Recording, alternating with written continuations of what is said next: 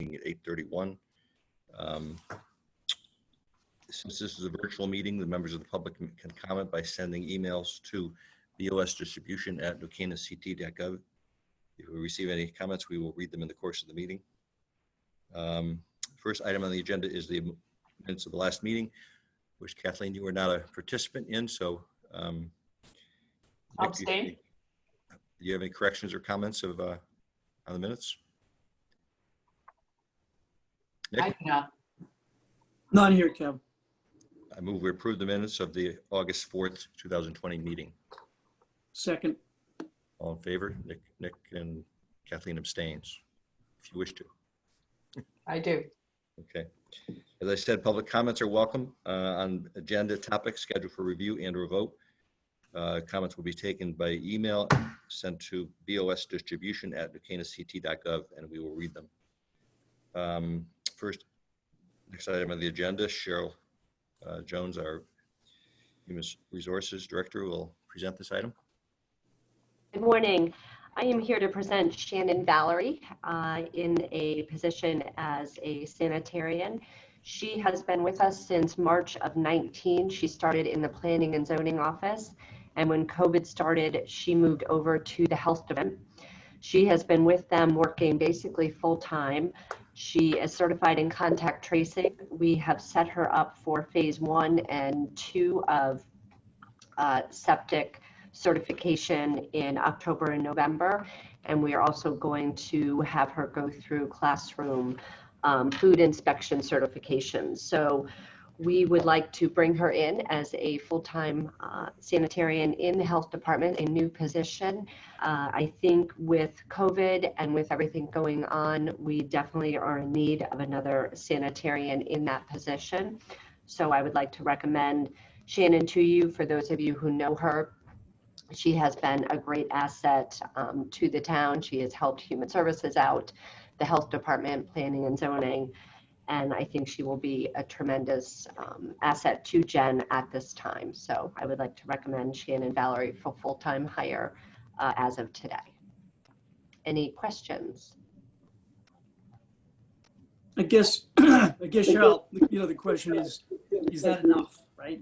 Yes, I think we definitely need to hire Shannon, full-time as a new sanitarian. But I mean, if God forbid COVID comes back and, the second wave, the second tsunami, whatever. I mean, I know Jen, and, Jen has been working literally every day, or had been working every day for 15 hours a day. Right. If COVID comes back, are we prepared for that second tsunami?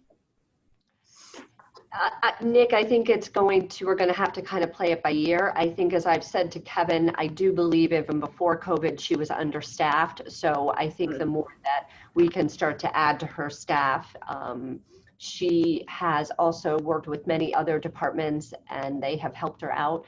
So I think at this point we're good. I can't say that in 6 months we will be. So I think we just kind of need to listen to Jen, listen to the Health and Human Services Commission, and kind of see how things go. I mean, the problem is you wait 6 months and then you try and get somebody because the tsunami comes back and there's nobody you can get because they're being picked from other towns, and it's tough to get hires. So I mean, if we're going to hire somebody with the expectation that's coming back, we probably need to do that sooner rather than later. Well, and honestly, that's why we are working with Shannon and training her from the ground up, so that we train her, we work with her, and keep her on. So Jen does believe with 2 sanitarians right now. We have also trained her admin to do septic inspections, that she is okay. So that's where we're at this point. Okay. Thank you. So Cheryl, so just so I understand, so Shannon was originally brought on as a part-time person to work with Jen in March to help with the COVID. When she first came on in March of 19, she was actually brought on to help lift Abby Brooks in planning and zoning. Okay. And when COVID hit, she went over to work with service. Okay. And so to Nick's point, should there be a second wave, should there be a need, she could always pivot temporarily as you begin to search for perhaps an additional person to serve for Jen. Is that correct? Well, she will go full-time as of today for Jen. Right. And So she could work on whatever increase if we have to. Yeah. In the COVID. Okay. I got it. Thank you. I have no further questions. I move we approve the full-time hire of Shannon Valerie as a Sanitarian 1 Health Program Planner in the Health Department. Second? Second. Discussion? Not here. All in thank favor? you. We have to vote so Pam can record our vote. Approved. Housing needs assessment. Who's doing this? I am. Lynn, good morning. Hey, good morning. How are you? Sorry, I'm in my car. I have kid drop-off issues this morning. So, as part of the Sustainable Connecticut campaign that New Canaan wants to, we would like to get a bronze star for at this point. One of the things we need to do is we need to do analysis of some of our housing profiles and our data. Partnership for Strong Communities has done a housing profile for every community in all the counties in Connecticut. And like similar communities around us, like Darien and some of the other like neighboring communities, we've used that as our basis for doing our housing assessment. And I provided you all with a summary of the data worksheet that we have to submit to Sustainable Connecticut. Do you want me to summarize the data for you for the presentation? And would you like me to read it to you? Do you have questions about it? Could I ask Robin to perhaps explain what this really does for us and how it relates to Sustainable Connecticut? So in Sustainable Connecticut, in order to get our bronze certification, we need to do certain actions. And there are 10 actions. Each action has a sub-action. We have to do at least one of the 10 actions. Due to COVID and now the storm, a lot of the actions we could do, we can't, but this is the one thing we can do easy enough and send in. It's really just to get in the public minutes that this has been discussed in town.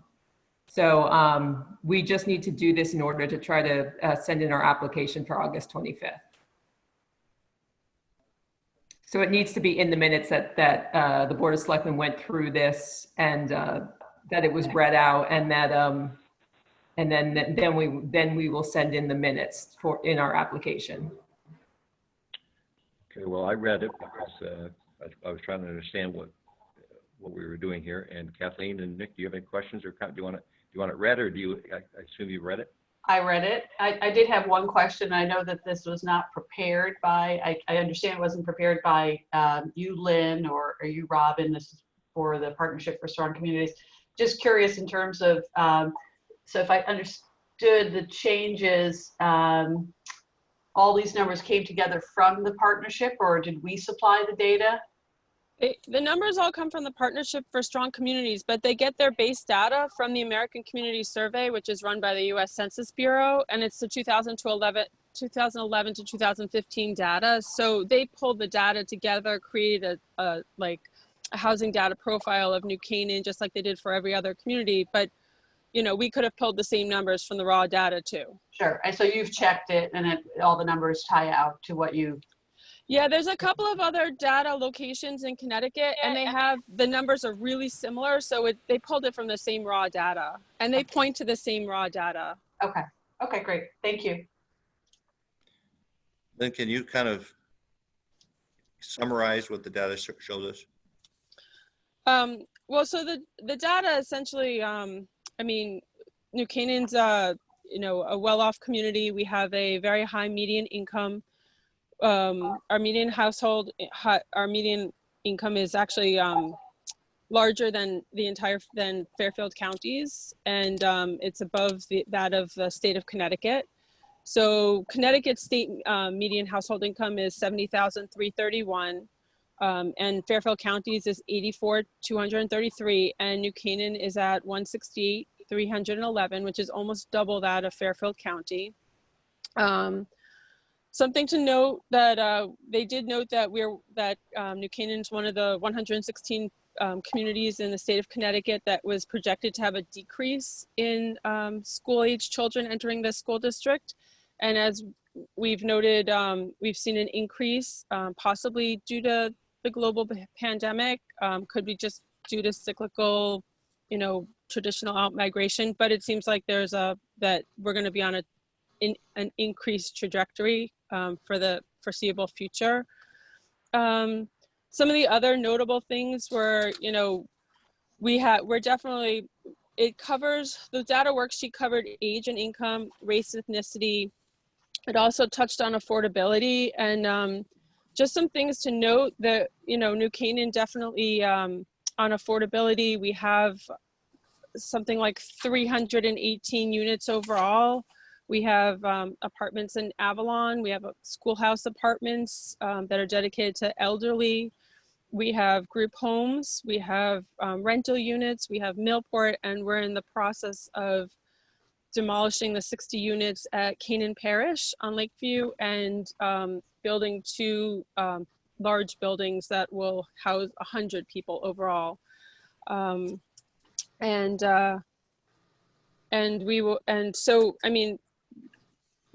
We're working towards affordability. We also have trying to think, we have a little bit of diversity compared to some of our neighboring communities. I mean, we're 88% white, 12% non-white. And I'm trying to think what else we have. When you look at our housing, mostly we're single family, and 82% of our single family homes are occupied by the owners. And we have, I think that's what I got, 18%, 82% of our single family homes and 18% are multifamily homes, sorry. And I think that's it, unless you have specific questions. I mean, I can go into the nitty gritty of some of the detail, but I tried to summarize it for the Sustainable Connecticut worksheet as opposed to just plugging in the data tables. Okay, so we're not going to actually vote on this, but we'll reflect in the minutes that we had a presentation from the Director of Planning and Zoning. Kevin, I've got a question for Lynn. So Lynn, I know that the original data was from 2018, and then there's kind of a bring down that somebody did. And you mentioned the aging, but you mentioned the school age population. So in the 2018 data, New Canaan is expected to see a decline of 19% between 2020 and 2030. Is that now completely flipped upside down? Or do we not know? We don't know, but the 2018 data, the raw data that they got is from the 2011 to 2015 American Community Survey, which is census data. So it's older. I got it. I have selectors meeting. I got. I'll be done. I should be done by about. Okay. All right. So they're pulling from old data. So I think that what's happening right now is going to inform us in the next year or two, but we can see the live data as it's happening, but we can't really, I guess, we can make projections, but we don't know what's going to happen. We have to follow the data. But this data, the original source of this data is 2011 to 2015 community survey. The 2018 date is the date that the Partnership for Strong Communities pulled it together. Thank you. No problem. I just asked one last question, and this is on the second, on the data that we did provide. Under affordability, and the first thing it mentions, this was under number 2, about the 109 dwelling units, a portion of which include sale of condominium units as well as rental in the multifamily development called The View. is any portion of that fall under the category of affordability as we define it? No, it's not affordable, but multifamily houses are tracked as, so that was, I should have been more clear when I wrote that, but that was towards multifamily, because there's, I'll edit it, but that's, multifamily is traditionally how they want to see affordable units, and the more multifamily, the more likely you are to have affordable units. And I wanted to show that we also have multifamily that are not just for affordable, but we have multifamily for all types. We have a diverse housing stock, and you might not just be an affordable family that wants to live in a multifamily unit. You might be someone who wants to buy $1 million $1 million multifamily unit. So maybe just change the headline to say affordability and multifamily. Yep, Then that's fine. And you got it covered. Thank you. Thanks for catching that. No problem.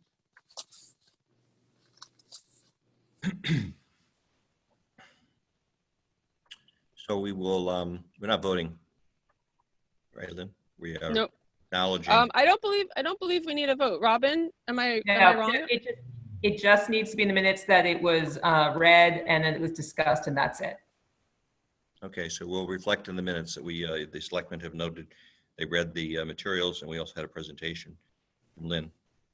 So with that, we move on to the next agenda item.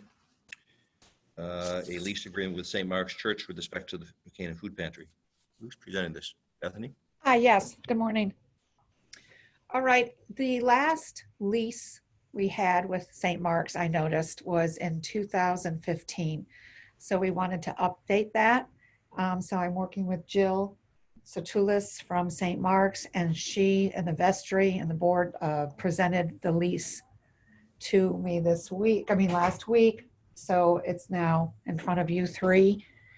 And the changes that have been made,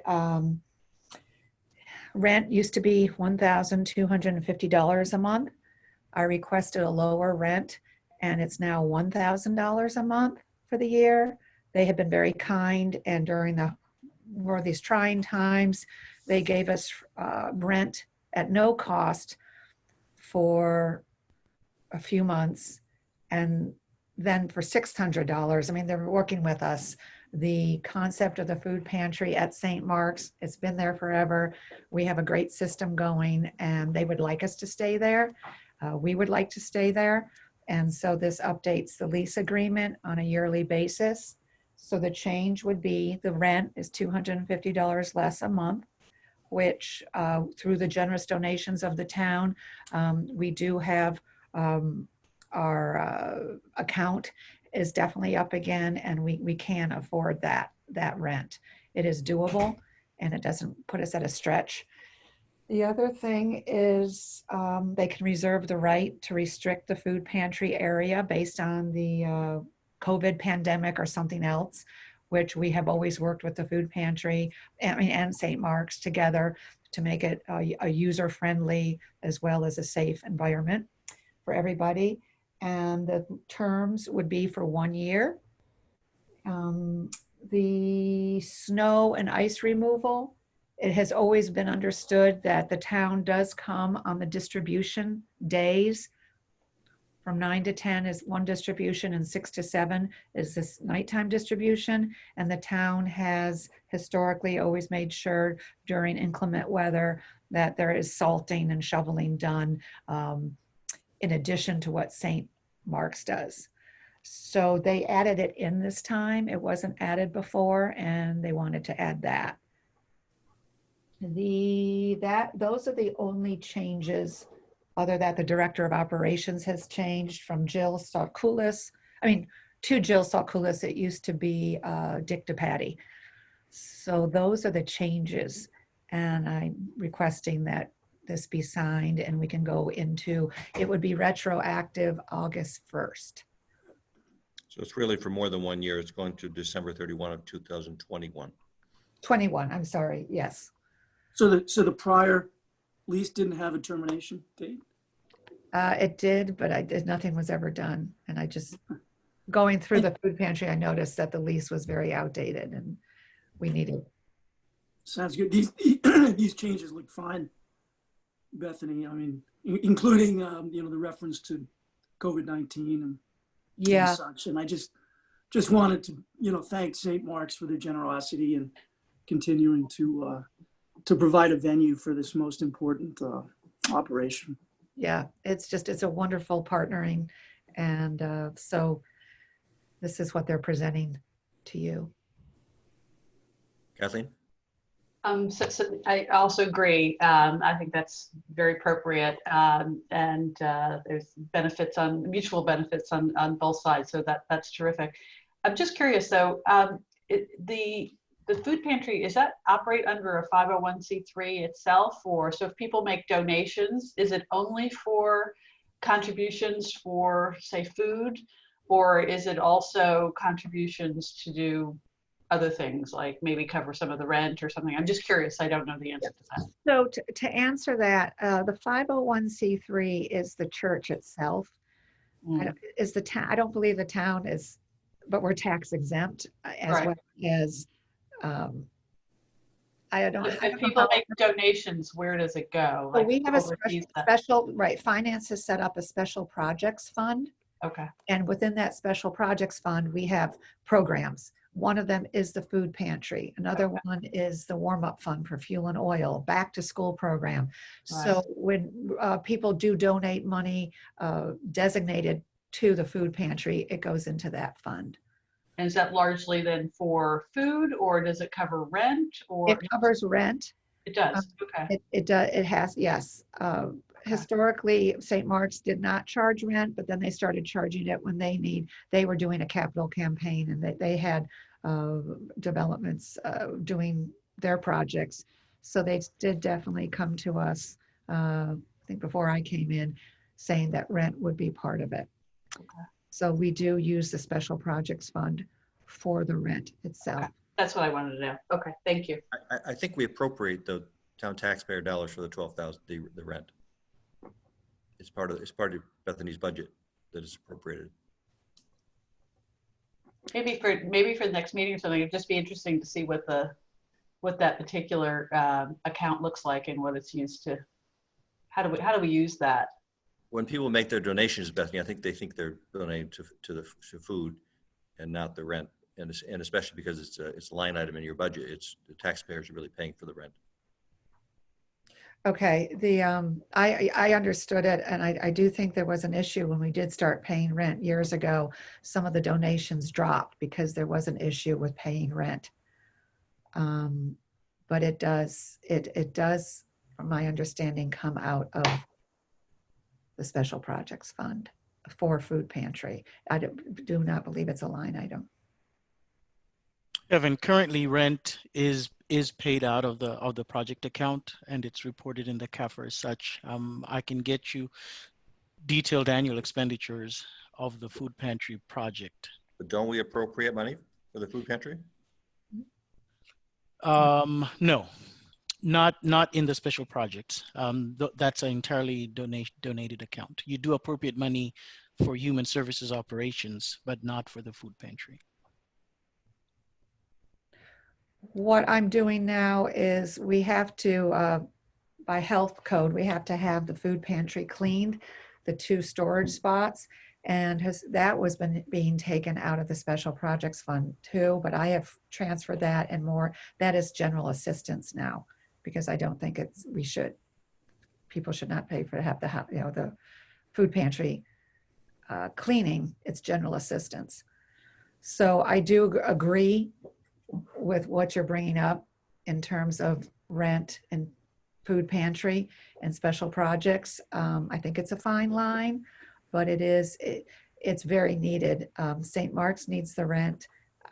We need a place for the food pantry. And so when people do donate, it is coming out of the special projects, but for a very good reason and a very needed reason. I don't know if. Hey, Bethany, I've got a question. Have you seen an uptick in use of the food pantry in light of COVID? Oh my gosh, yeah. So just to give you some data, we used to, pre-COVID, we were serving 130 individuals, about 40 households. every 2 weeks.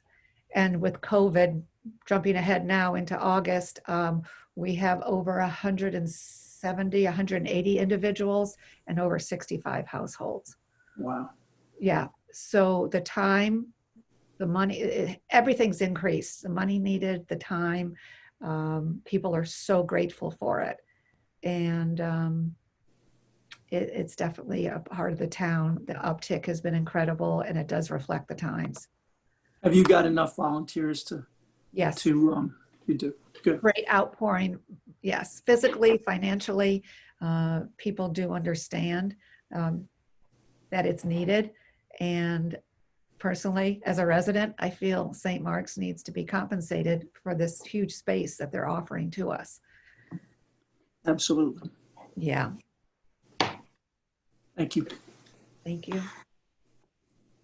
There's no further questions. I move we approve a renewal of the lease with St. Mark's Church, Episcopal Church for the Canaan Food Pantry at $1,000 per month, as set forth in the lease, to be retroactive to August 1st and extending to December 31, 2021.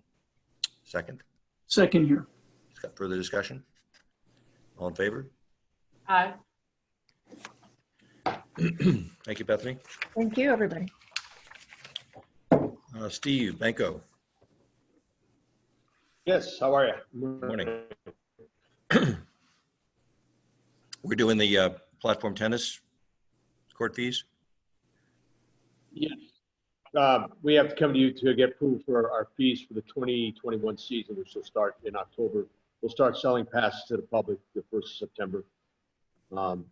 Recommended fees to you we raise the adult fees by $10 and the non-resident fee by $10. We left the senior citizen, the youth fee, and the guest fee the same as last year. Any questions for Steve? None here. Nope.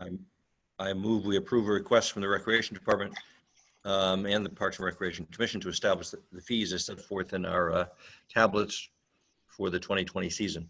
Second. Second. Further discussion? All in favor? Okay, thank you, Steve. Bleachers, who's doing bleachers? Morning, Joe Zagorinsky. Hello, so I'm here today with the Department of Public Works in a joint partnership with the New Canaan Athletic Foundation, and we'd like to get approval to enter into a contract with O'Brien and Sons, Inc. for some bleachers at Water Tower Turf Field 2. I think Mike Benevento is on the call, and he wanted to give us a quick update on everything that's happening at the New Canaan Athletic Foundation. Morning, Mike. Hey, good morning, everyone. Thanks. Joe, I'll be brief. Just in terms of the Water Tower 2 bleacher project, the Athletic Foundation dropped off a check yesterday for $10,000 to the town as our contribution to the Water Tower 2 bleacher project. That was a pass-through. It was a grant that the Athletic Foundation had applied to for the Community Foundation last year, and we've been holding that money until this project was ready. And from my view, I think this will get very close, if not complete, to our last phase of the large turf and track project that we did in our last campaign. So I'm very thankful to see that completed. I'll give you a quick update on the Athletic Foundation activities over the summer because it was our second summer of running an enterprise zone on those fields. It completed our period was completed on August 15th. Just as a reminder, as the memorandum of understanding was entered into last November, the Athletic Foundation runs that area as an enterprise zone for profit from June 15th to August 15th. This year obviously created a significant challenge, given the pandemic. I want to particularly call out Bobby Rushton, our executive director, who runs the enterprise zone over the summer, having done just an absolutely fantastic job. He took the guidelines that were laid out by the state of Connecticut early in the year, put together an entire return to protocol, or a protocol for return to play safely, in coordination with Jen in the town, in order to rent our fields and use our fields commercially over the summer, and just did an incredible job. I think last January, I reported to the town council and the Board of Finance that we generated roughly $30,975 in gross enterprise zone revenue in 2019. I don't have all the numbers together just yet, but I'm pretty close, I think.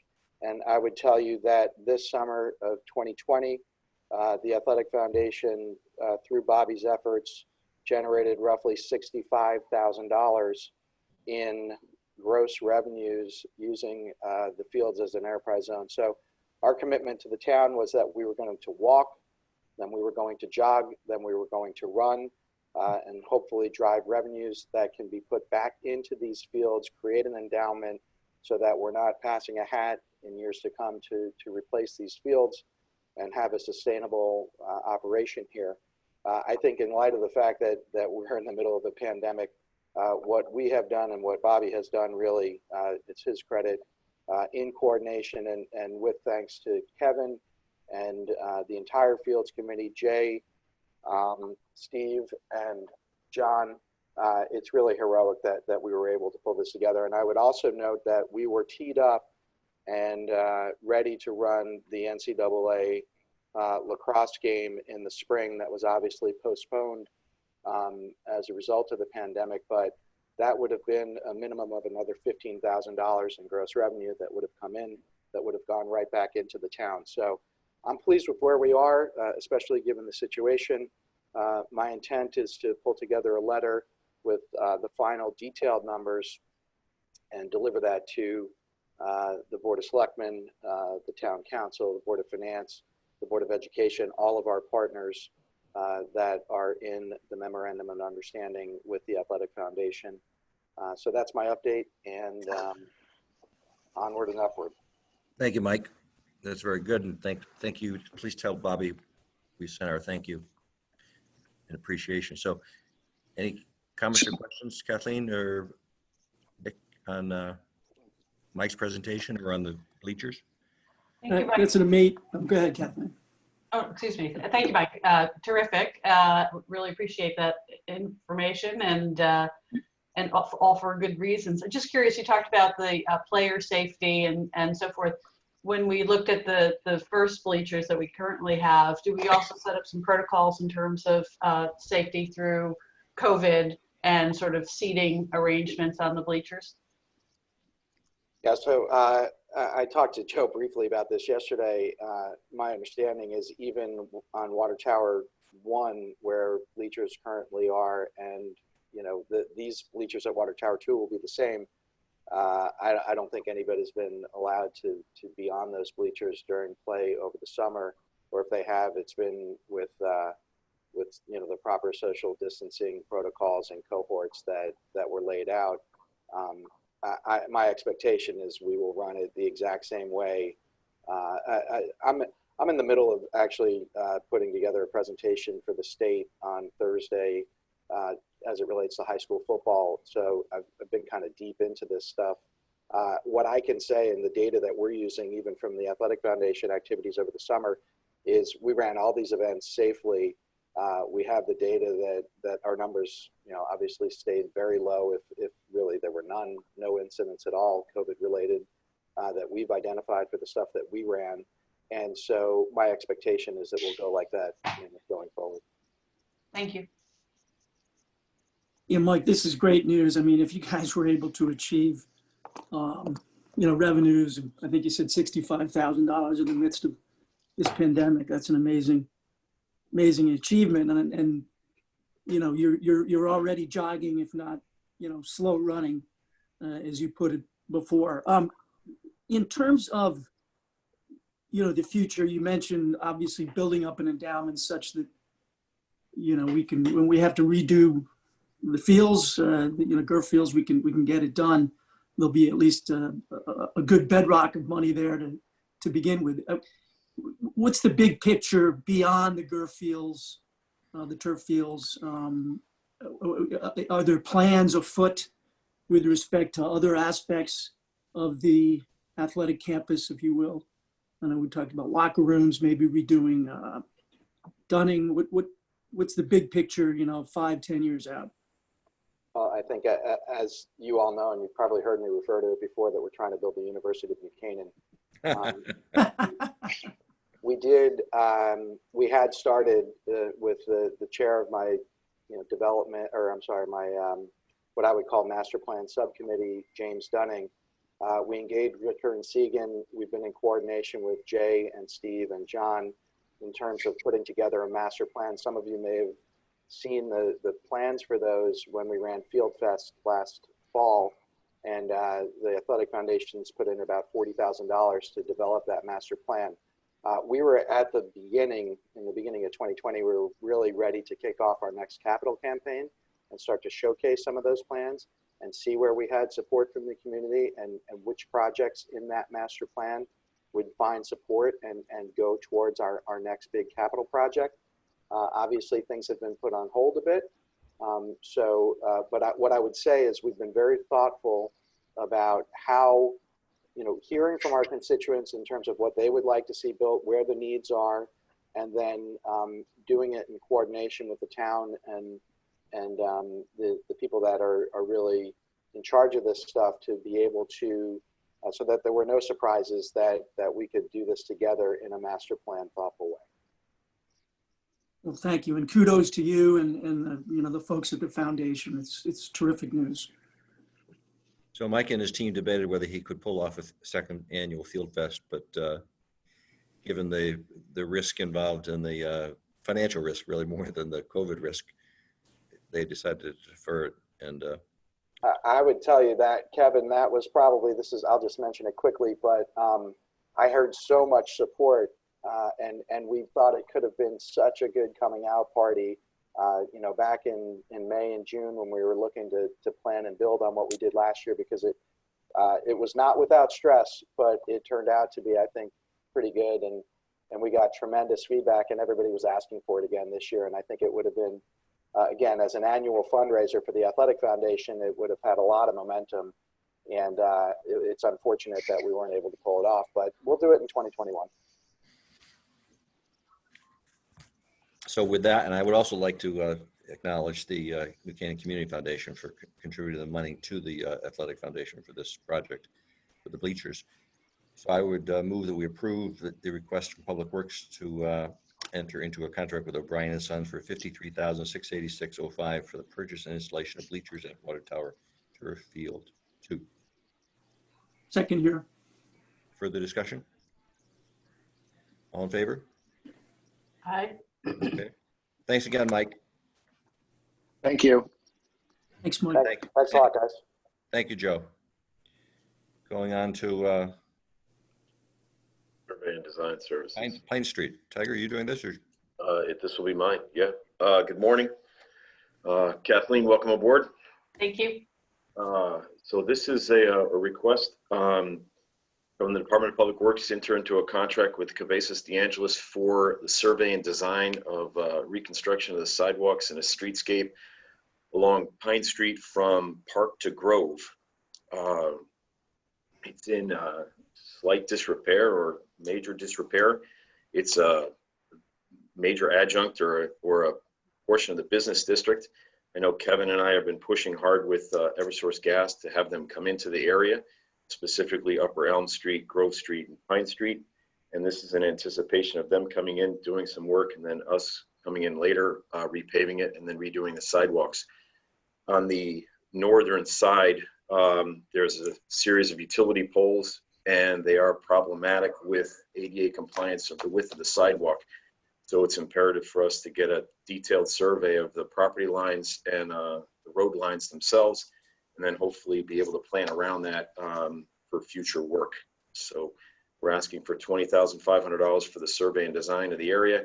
Cabezas de Angelis has done excellent work for us in the past. They did the design work on Main Street. They did the tie-in work on Mead Street, Richmond Hill, and Park Street for the sidewalks. They've done our Park Street and Richmond Hill proposed work with our LOTSIP grant.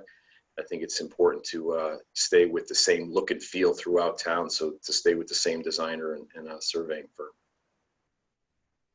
So we don't have a particular date that we're going to do this in the future, and we hope to be able to get a gas line in there before we repave the road.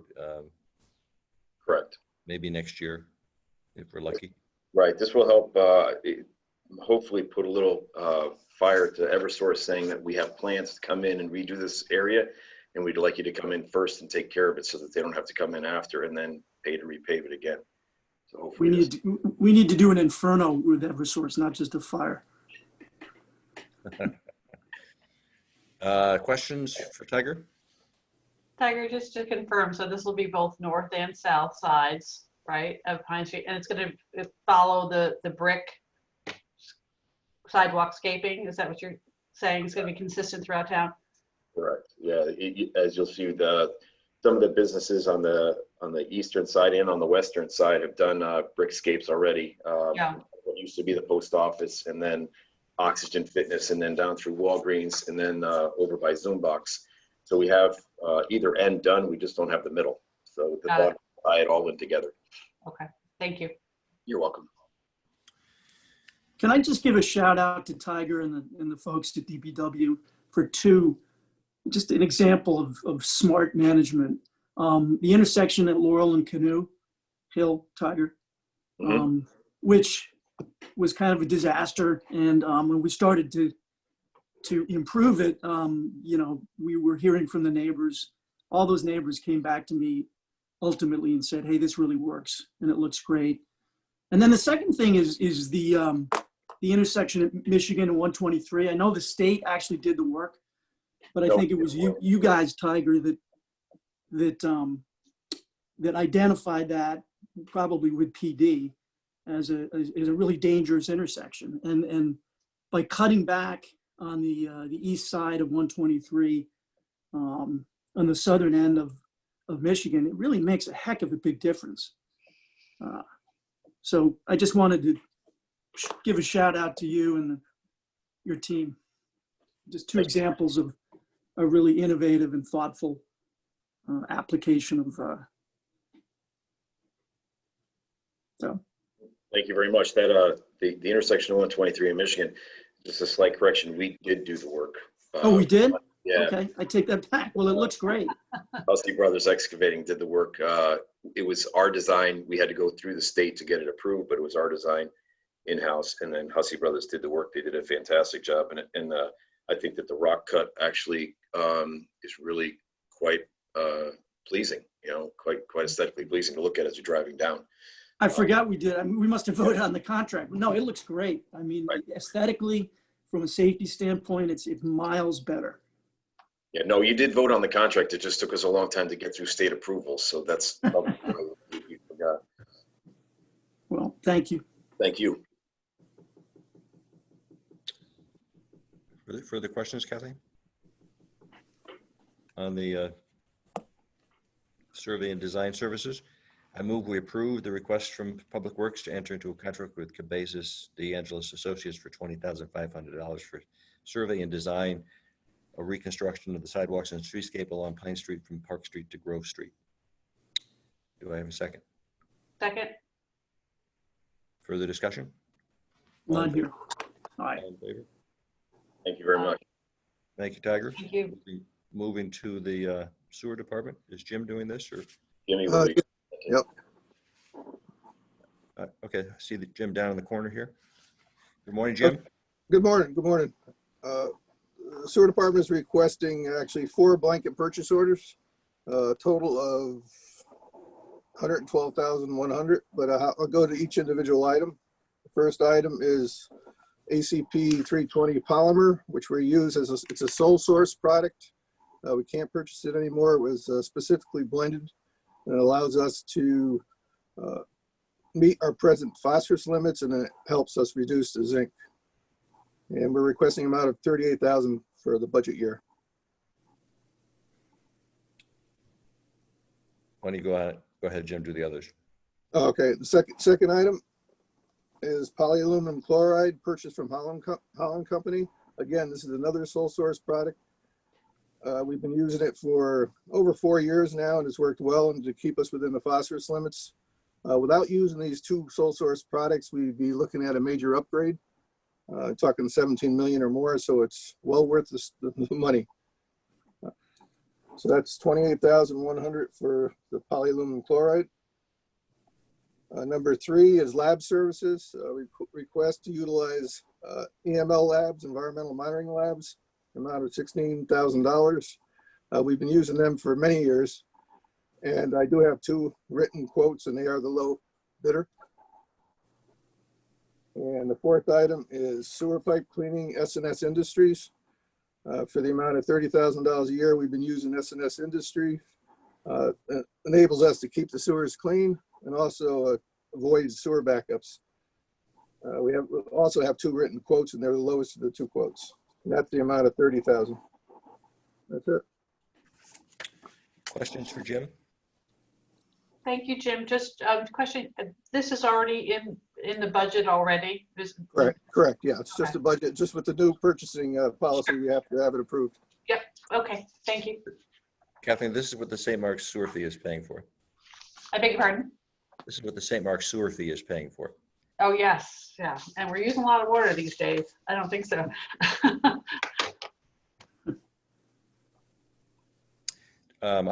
Jim, could you comment on the COVID testing at the plant, or the COVID issue?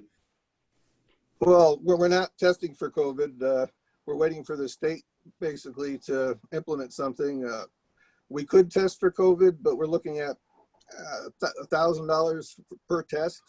So at a minimum to get on board, we're talking $4,000 a month.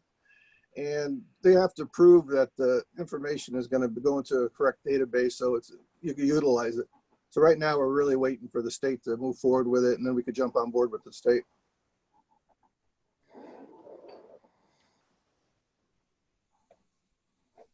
That's it. Okay. Any further questions for Jim? What's the nature of that testing? I'm sorry. We could actually test the wastewater.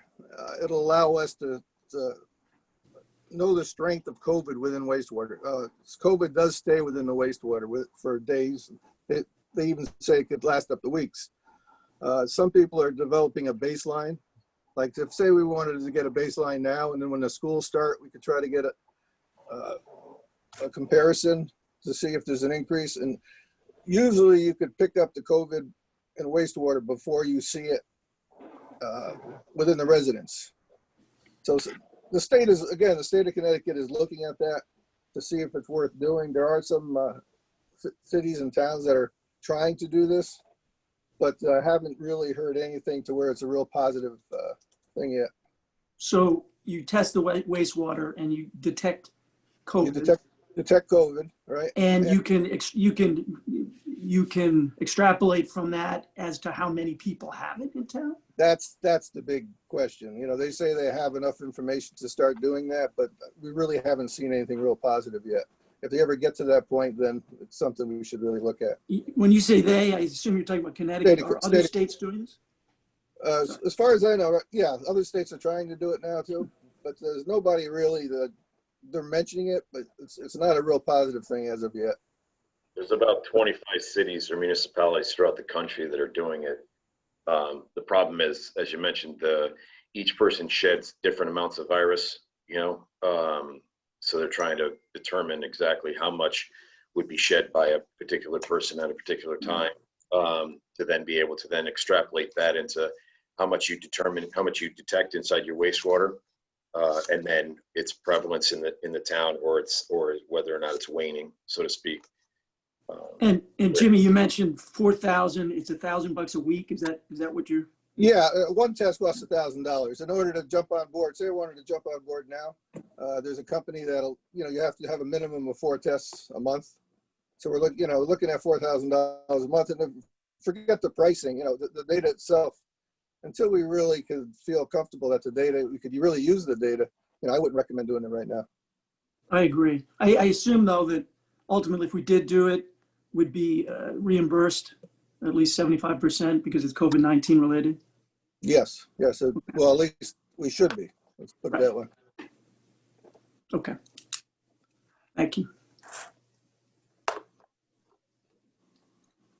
Any further questions for Jim on the 4 items? If not, I will move that we approve these 4 separate items that are blanket purchase orders for sewer purchases and services and totaling $112,100. And as Jim discussed them and then on our tablets. Do I have Second here. further discussion? All in favor? Aye. Thank you, Jim. Thank you. And now we go to, is John on? Yep, I'm here. Good morning. There's John. Okay. So there's the next two items are both related to each other. So the first item is the products. We're requesting to go into a contract with Tom Irwin Incorporated for $122,721.05. And this is for both fertilizer and the one application that we do of a pesticide application. This will be for the whole year for all of our school and town athletic fields. There'll be no pesticides applied to the school grounds. It's a carbon-based program, so we're basically mainly organic, but not completely. There's a few products that we use in there that are not organically based. The pricing for this comes under CROG pricing, so it's I forget what exactly CROG stands for, but it's the same pricing agreement with them, and that's why we request to purchase the products from Tom Irwin Incorporated.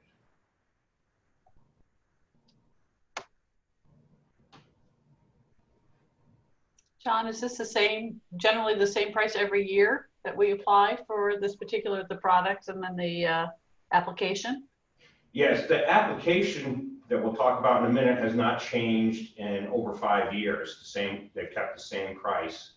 The products do change a little bit, but they change with the CROG pricing contract that they do. So it's not like that there's just a normal 5% increase. It's whatever that bid project comes out as. I see. And you mentioned there'd be no pesticides on any athletic fields. Are there pesticides anywhere else? No, there's no pesticides on any of the school grounds, including the high school, on the school grounds athletic fields. So Saks, Right. high school, the elementary schools, there's no pesticides. We do one application at Waveney, Mead Park, Connor Field, which basically works for grubs, broadleaf, and even post-emergence crabgrass control. And we've cut that down from 3 applications a few years ago down to 1. But we still feel that really helps those fields. Okay. Any questions, Nick? None here. How many acres is this covered? It covers almost 50 acres. When you start adding up all the athletic fields in town, we have 50 acres. When I say almost 50 acres, we're not fertilizing the elementary school athletic fields or Irwin Park. That was part of our budget reduction last year.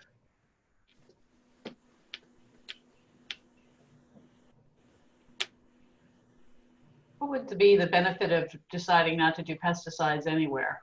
Athletic fields as well as the Mead Park and Waveney, et cetera. Well, the benefit I think would be actually the opposite. It would reduce our conditions.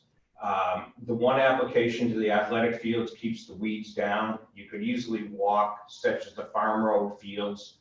See a lot of broadleaf plantain out there, clover coming in. Where you compare that to Connor Field, which isn't completely weed-free. We do not try to eliminate everything, but we reduce the population and gives a much safer playing field due to the fact that, such as a broadleaf plantain, clover, it's not a good surface. It doesn't hold up well to turns and everything else, so it can become unsafe. As a former soccer coach on those fields, it is a safety issue, in my opinion. We did have a pesticide committee a number of years ago that when it first came about, Tucker was on that. That's why she's nodding. And it was determined at the time that Originally, it was just the elementary schools that you couldn't apply pesticides to, and the committee decided that we would go with all schools at that time. And then the committee decided that the rest of the playing fields, we would work through our IPM, our integrated pest management system, and then, which is basically the least amount of pesticides for the best amount of use, and go forward that way. So that committee's recommendations still hold forward to today. Actually, we've reduced from what that committee's recommendations were. Given John's reduced his applications from 3 to 1.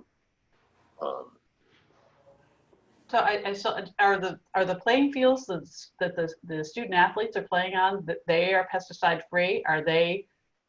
Is there a safety issue for those, or, you know, are they able to play on those fields without issue? The one application we do, are you in regards to the use of the pesticides, or are you worried about as far as the weeds coming in and that type of stuff? I'm worried about the safety of those playing on those fields. Right.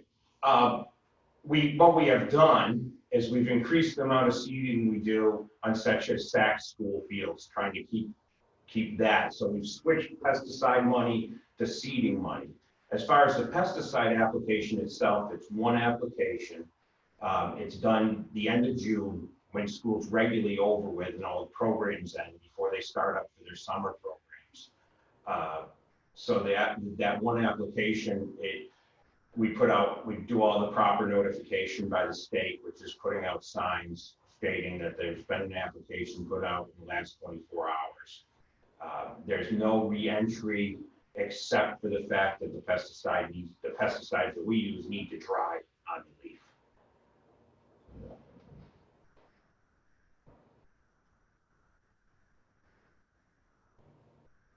Okay. I just don't understand the inconsistency. Well, we're not allowed to put any pesticides on the elementary school grounds. Right, I get that. Right, I like that. Yeah. Yeah, I like that. The question is, if we don't put them on student grounds, why do we put them on the other grounds where obviously same age children are playing on those grounds as well? I don't understand why we don't have a consistent application of pesticide-free fields. Well, I personally believe that our conditions are much better, and I'd be glad to walk the fields with you and show you on the fields where we do this one application. Right. Okay. And if we looked at it money-wise, the cost of the pesticide application is a lot less than the amount of seed we need to use on fields such as SAC school. So we still aren't achieving the same conditions right now. Okay. Yeah. I'll take that walk with you. Okay.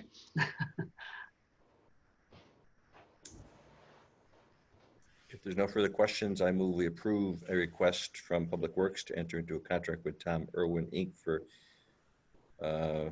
products for the athletic fields totaling $122,721.05, and a separate contract with Championship Turf Services for application of the products for $19,636. Do I have a second? Second year. Further discussion? All in favor? Aye. Okay, thanks, John. Tiger, back to you. Donnie will be doing Household Hazardous Waste Day. Morning, Don. Good morning. This is a request to enter in a contract with Care Environmental for our annual Hazardous Waste Day not to exceed $20,000. The city of Norwalk put it out to bid, and they were the low bidder out of, I think, 5 different companies. They service 8 communities. Okay, any questions for Don? No questions for Donnie. Kathleen? Nope, thank you. I move that we approve this request from Public Works to enter into a contract with Care Environmental Corporation for an amount not to exceed $20,000 for the Household Hazardous Waste Collection Day to be held September 12th, Saturday, at the wastewater pollution control facility. Second. Second. Further Thank discussion? you. All in favor? Aye. Aye. Thank you, Don. Thank you. Tiger, now we're back to Tiger. Maria will be handling the contract extension with FGB. Good morning, everyone. Thanks, Tiger. As part of the town's pavement management and improvement program, we are requesting an extension of the contract with FGB Construction for the construction of an access road from the New Canaan High School parking lots along the Water Tower access road to the paved drive at Waveney. FGB was the low bidder for the paved 2020 local roads project. Due to the coronavirus, there are concerns of increased traffic due to parents driving their children to school to provide adequate social distancing in lieu of the use of school buses. The access road, therefore, is necessary for the start of school and beyond. A contract extension with FGB was the most prudent, cost-effective, and timely method of procuring a contractor for this project. Therefore, we recommend that the contract be extended with FGB Construction for $107,720 plus a 20% contingency at $21,680 for a total of $130,000. The funds are currently available in the Pavement Management and Improvement Program. So we actually agreed to do this in 2019. And it's a companion project to the paving of the Water Tower parking lot, which is also close to being ready to go. Correct. And this is just taking precedent. So, questions?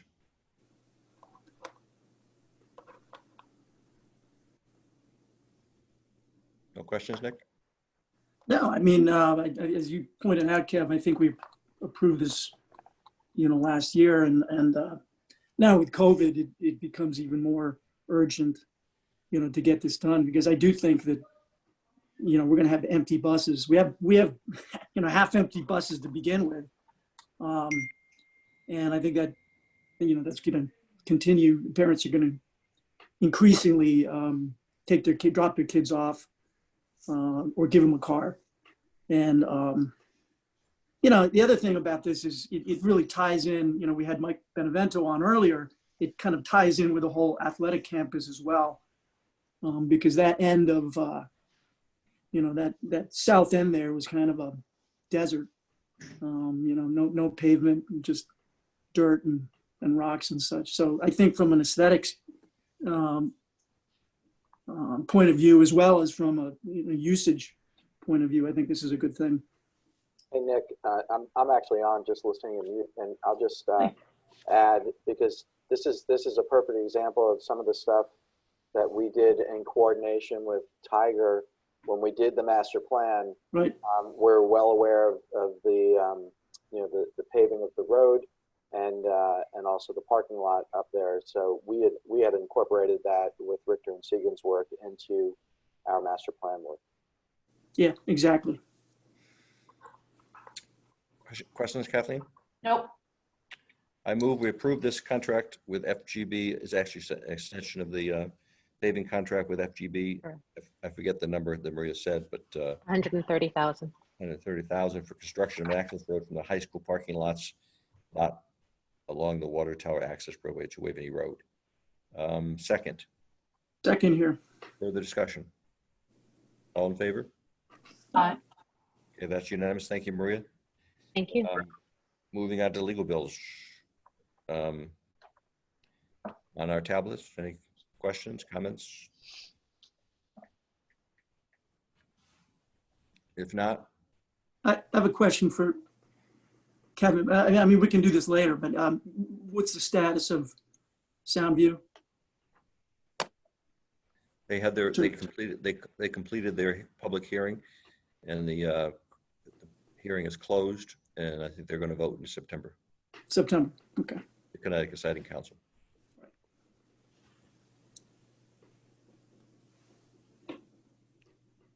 I move we approve the legal bills on our tablets. Second. Discussion? All in favor? Not here. Aye. Okay. Sewer usage fee overpayment. So the state of Connecticut paid us a sewer usage fee twice. And believe it or not, we actually have to approve giving them their money back. So I move we approve a refund to the state of Connecticut for the overpayment of $1,275 for the 47 Gertie's Road State Garage. Second here. All in favor? Aye. Give them their money back. Tax overpayments.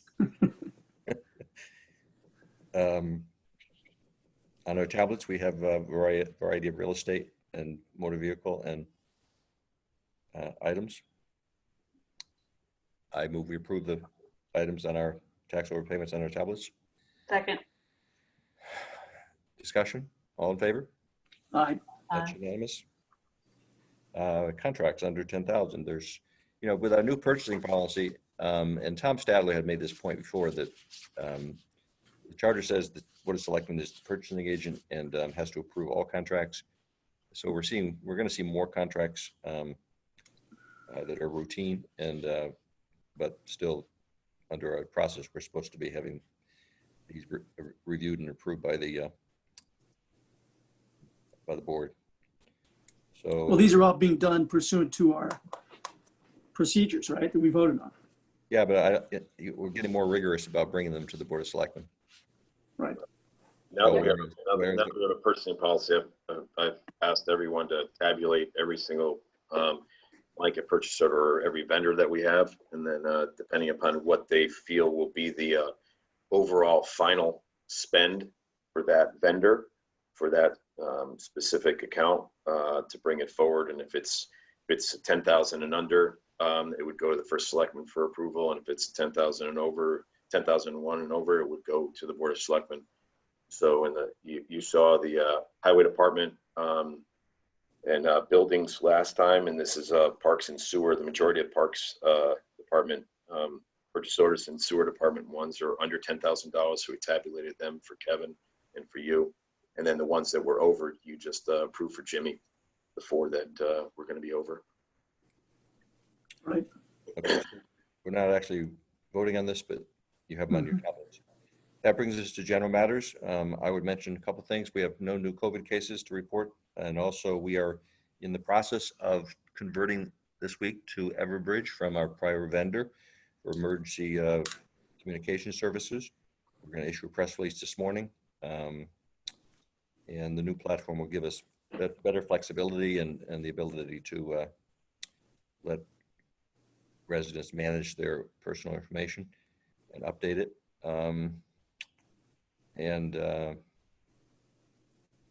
What else? We're going to enter ourselves as a party to the Eversource hearings on their performance with the storm.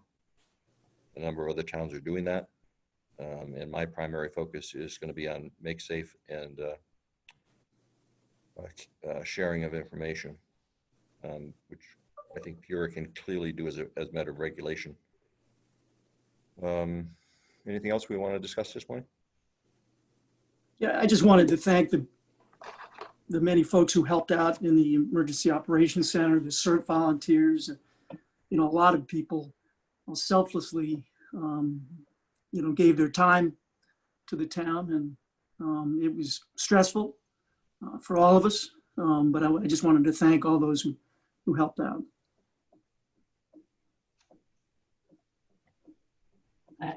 Echo Nick's comments. I also just wanted to do a follow-up on the minutes where our outgoing select woman, Kit Devereaux, had one of her requests was that we consider allowing people to make comments and so forth. And I just sort of in consideration of that, I went through the agenda and the public comments that are allowed during, I guess, both in person and during the virtual meetings.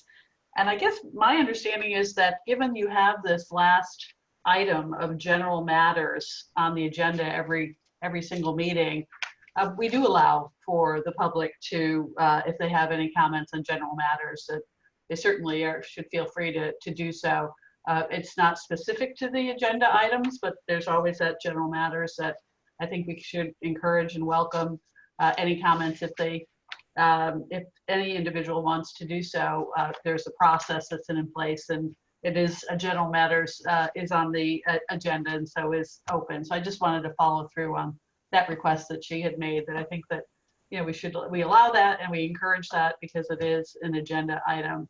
I also just, and I'll more detail to follow, I'd like to also offer some sort of general office hours that I will open up as the selectman, just so I can catch up with the rest of you just to make sure that I'm following what's out there in terms of public interest, and more to follow. Probably do twice a month or so on Thursday mornings, but more to follow. So just want to let you know. Kathleen, I would say I disagree with your view on the public comment.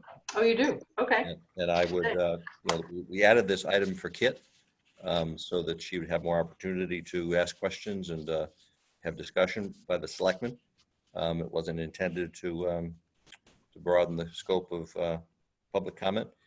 I think, the public comments very much in the media and by emails to me and to you.